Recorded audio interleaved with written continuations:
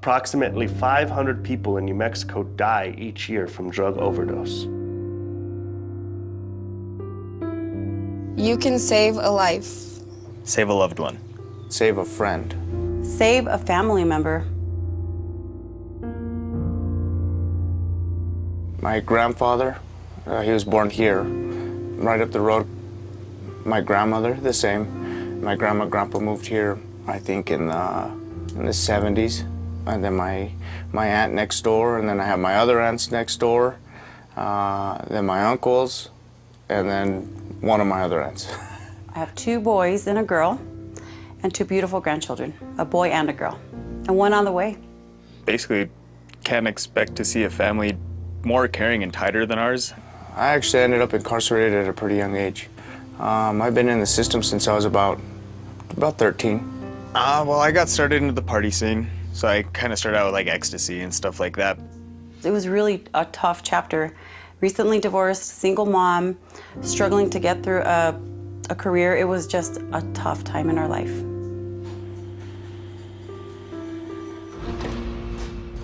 I was in there for about, I think, about 3 to 4 months, I'd say. In that period of time, I had discovered heroin, and from there it went full-blown. Before I had graduated to the big house, I was in a transitional living home. I did actually good. I did solid for about a good 6 months, 7 months. I was clean, and right towards the tail end, my grandfather died, and that sent me in a tailspin, and at that point I really didn't care. He was like his father, and so when he lost him, it was complete devastation for him because he felt like he lost his dad. He totally relapsed. Although we weren't going through the addiction, we had to see him through it. As a sister, I watched it all happen, and that affected me greatly because I didn't want my brother to die or be in trouble, you know. The most dangerous time for me was when he would get released, and so whether that was 5 days, 2 weeks, maybe a month, I knew that that was the highest risk time for him to overdose. If they are an addict and they don't use in jail and they come out and use, it's very likely that they're going to overdose when they come out and use. Well, when someone is incarcerated, their tolerance while they're incarcerated for drugs and alcohol decreases. A person leaving prison, jail is 74 times more likely to die from a heroin overdose in the first 2 weeks post-release than the general public. Well, me and my best friend got out of jail the same day, and we went to a friend's house, and she wanted to do some opiates. When you get out of prison, we talk about how we're not going to do this and do that, but life has a way of gravitating you towards those people. I had just gotten out of jail the first time it happened. Oh, actually both times it happened. I just got out of jail both times.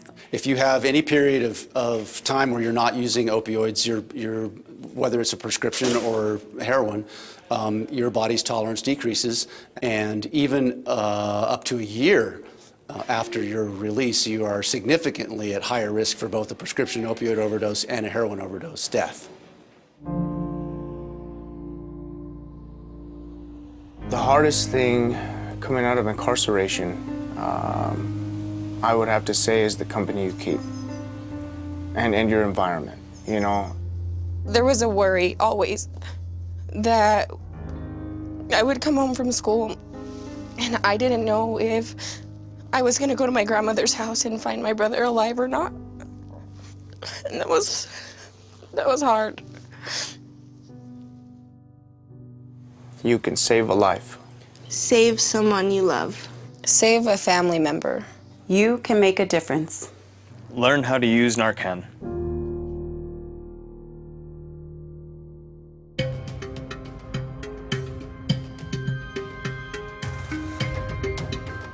You are more likely to overdose right after you get out of detention.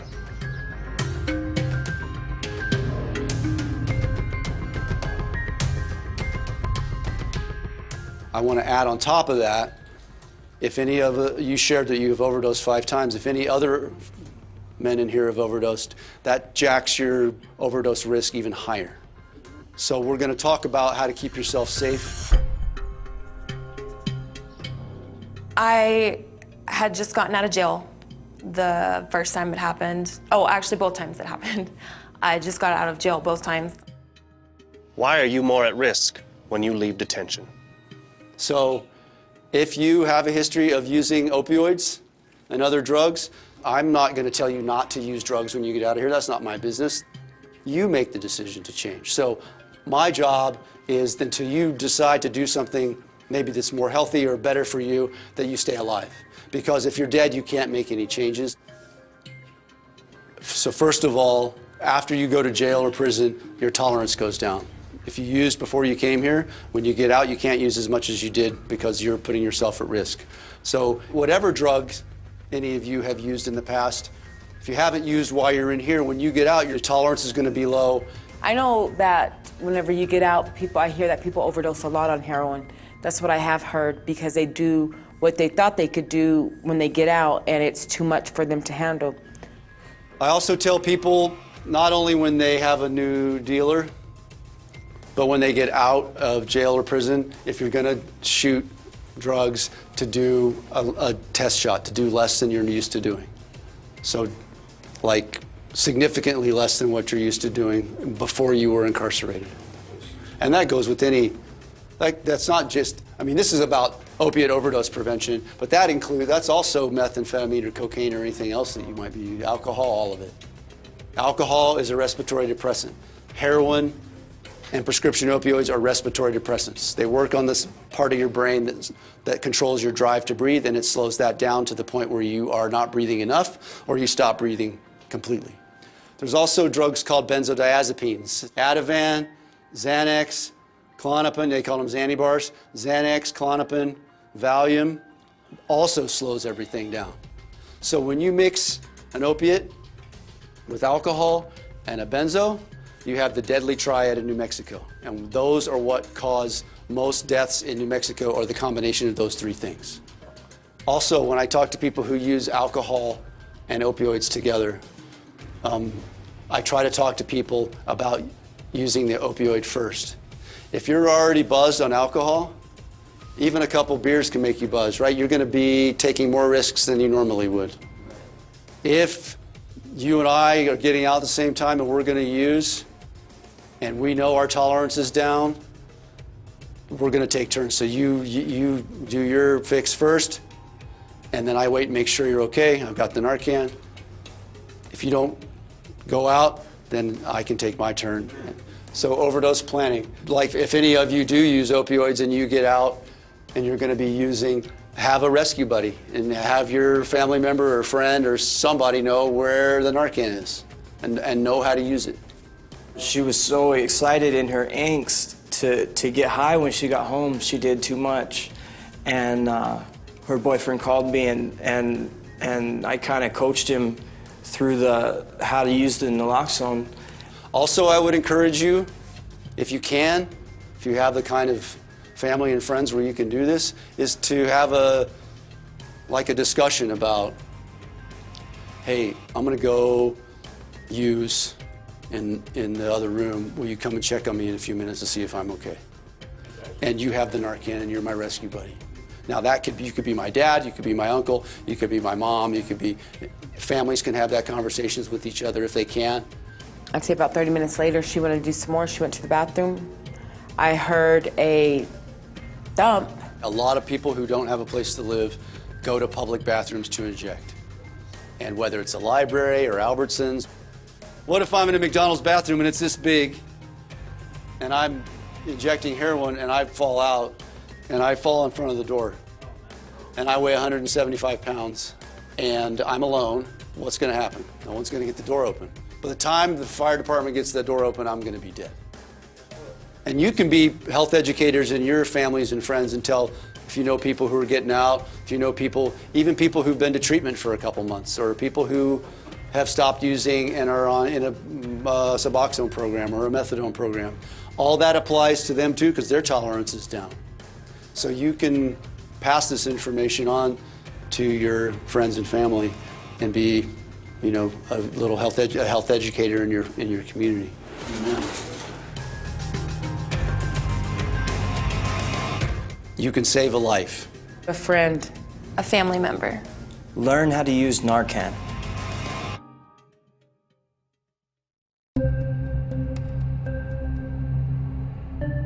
What is naloxone, and what does it do? And so I laid her down on the couch, and I administered the naloxone, and she just within, I think it took probably 2.5 minutes, she came right out of it. Naloxone hydrochloride is the antidote for an opiate overdose. Narcan is the brand name of naloxone hydrochloride. So naloxone comes in lots of different formulations. Narcan is the only nasal delivery device with naloxone in it that's approved by the FDA. We have been distributing naloxone to lay people in New Mexico since 2001.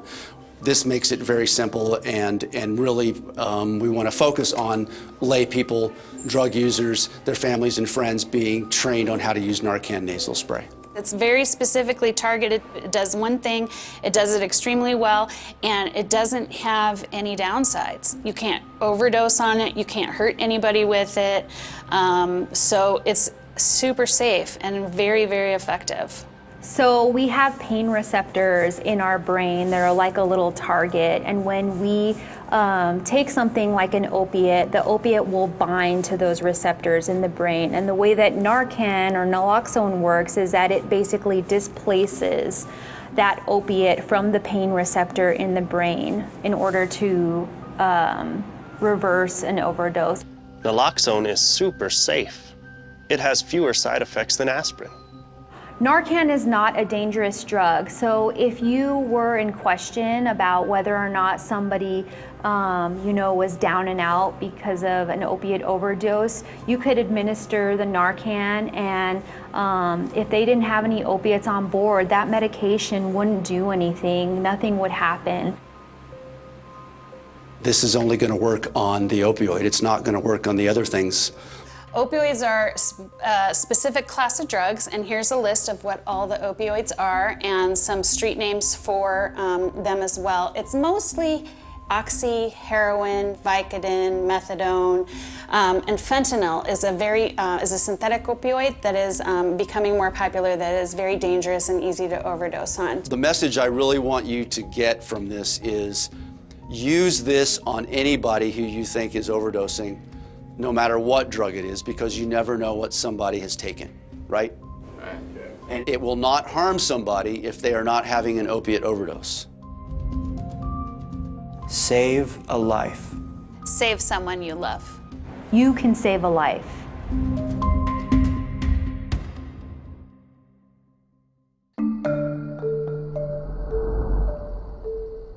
How do you use naloxone? It was very scary, my experience with opiates. And I hope not to ever have another one, but if I do, I think I would know what to do now. I'm pretty sure I know what to do now. How do you recognize an overdose? We're talking about the signs of an overdose now. So, slumped over, unconscious, and unresponsive. You cannot wake them up. They start to turn blue around their lips and the nail beds. If it is an overdose, what can you do? Call 911, clear the airway, do rescue breathing, and give naloxone. Let's go through it step by step. When you're in a real life situation, you may not do it exactly like I do it. That's totally fine. Do the best you can. Anything is better than nothing. You might, if it's somebody you love, you're going to be shaking. It's not going to be pleasant. But do the best you can. So the first thing I'm going to do, if somebody's down, I'm going to go rub on his breastbone to make sure that he's out, because he might respond when I do that. Then I'm going to look, listen, and feel for breath. So I'm looking to see if the chest is rising, and I'm listening with my ear and feeling if they're breathing on my cheek. They're not breathing. So the first thing to do is call 911. You might be worried that if you call 911 and the police come, that you could be in trouble for using drugs or being around drugs. But in New Mexico, we have a law that protects people who call for help. You won't be arrested or charged for possession of drugs, even if you are on probation or parole, or if there is a restraining order against you. Under the law today, you are not protected if you are selling drugs or if there is an outstanding warrant for your arrest. So what I say is call and tell the operator what you see. Bernie is blue. I can't wake up my cousin. My brother's not breathing. So unconscious, not breathing, call 911. First thing I'm going to do is look into the person's mouth to see if they've puked. An overdose is a poisoning, and sometimes when people overdose, they vomit. So what you do is if you see vomit, you're going to grab what in this case is the left arm and roll them onto their side and clear that vomit out. If any of you would not be comfortable breathing for someone who you just cleared out vomit out of their mouth, I still want you to do something. If you don't want to do breathing, give them Narcan every 3 minutes after you've called 911, because you're still doing something. Chances are, if you've gotten to it quick enough, that's going to be enough to revive the person. So if you're not willing to do rescue breathing, still do the Narcan administration and call 911, okay? So let's say there was no vomit in this guy's mouth, and I didn't have to sweep it out. I'm going to do what's called the head tilt chin lift first.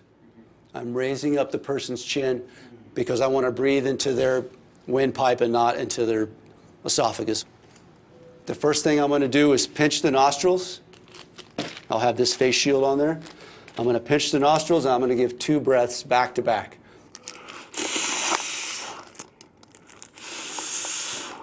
Then I'm going to open my box of Narcan. Each box has 2 doses. Each dose is 4 milligrams. It all comes out in one squirt. You can't control it. Take it out like this, put it in the person's nose, put it in the person's nose, and squirt. Don't test or squeeze the plunger until it's in the nose. It only sprays once. And then I'm going to continue rescue breathing. Pinch the nostrils and breathe. Then let go while you count. 1001, 1002, 1003, 1004. Pinch the nostrils, breathe. Let go. 1001, 1002, 1003, 1004. Pinch the nostrils, breathe. I'm going to try to do that for 3 minutes if I can. That's giving the Narcan a chance to work. If they don't revive after 3 minutes, administer another dose of Narcan. It may take more than 1 dose to revive them.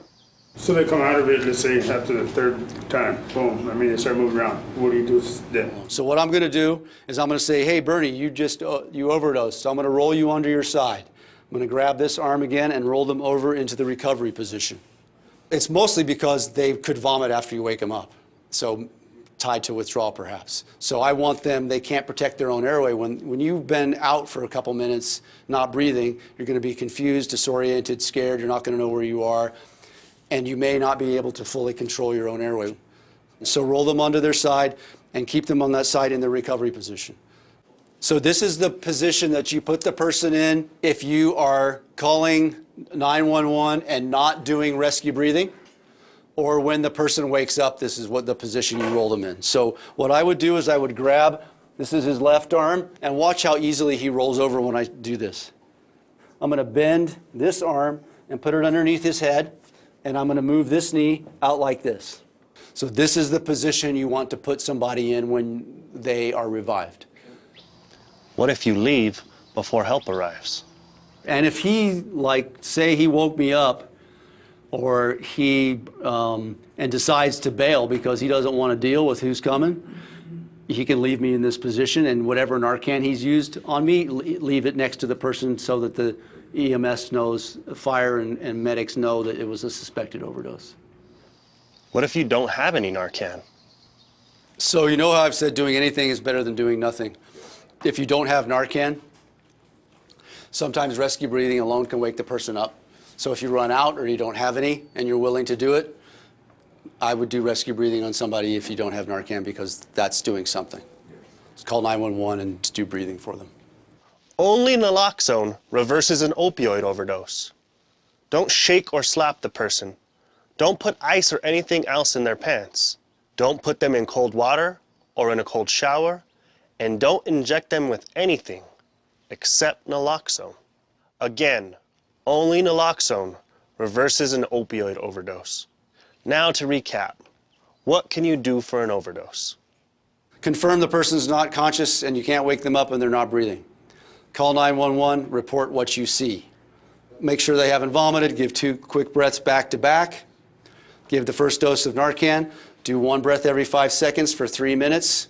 If they haven't been revived, give the second dose of Narcan. And continue that cycle of 1 breath every 4 to 5 seconds for another 3 minutes until you've revived them or somebody with a higher level of training responds to the overdose. You can save a life. Save a friend. Save someone you love. Learn how to use Narcan. Where can you get naloxone? My mother would always say, it's better to have one and not need it than need one and not have it. Exactly. And it's just like a fire extinguisher.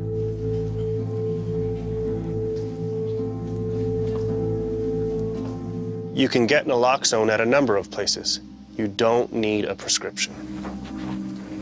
All right, here at Chavez County, we offer a Narcan kit. Ask here before you're released. If you can't get it from this detention facility, check with your local pharmacy, your medical provider, doctor, or community health office. There are 2 doses in there in case you need to administer 2 doses or in case you use it again. There's also a set of instructions if you don't remember how to use them. You can also check this website for a list of places near you. It's doseofreality/treatment/find-naloxone. It's astonishing when you revive somebody who is unconscious and not breathing, and within a minute or so they're awake and beginning to be alert and oriented to their surroundings. Save a life. A friend. A family member. You can make a difference.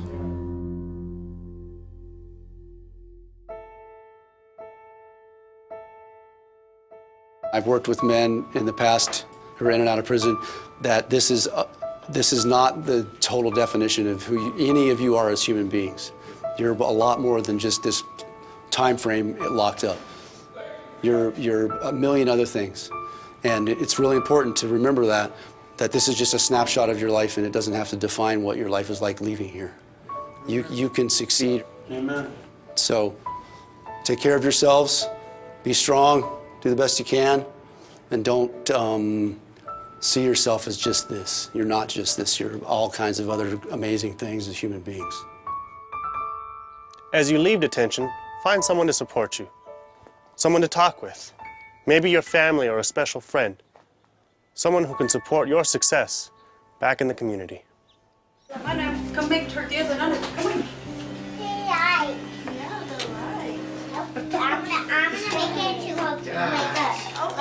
I'm making it to I would love to say he's out of the woods. I'd love to say that all of them are.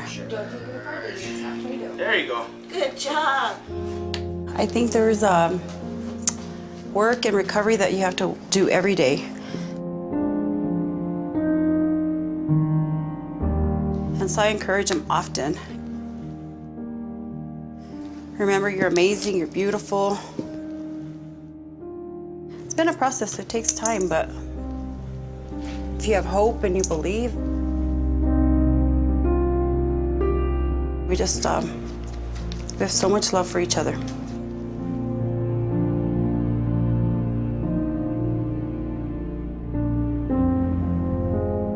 Save a life. You can save a life. A friend. A loved one. A family member. Learn how to use Narcan.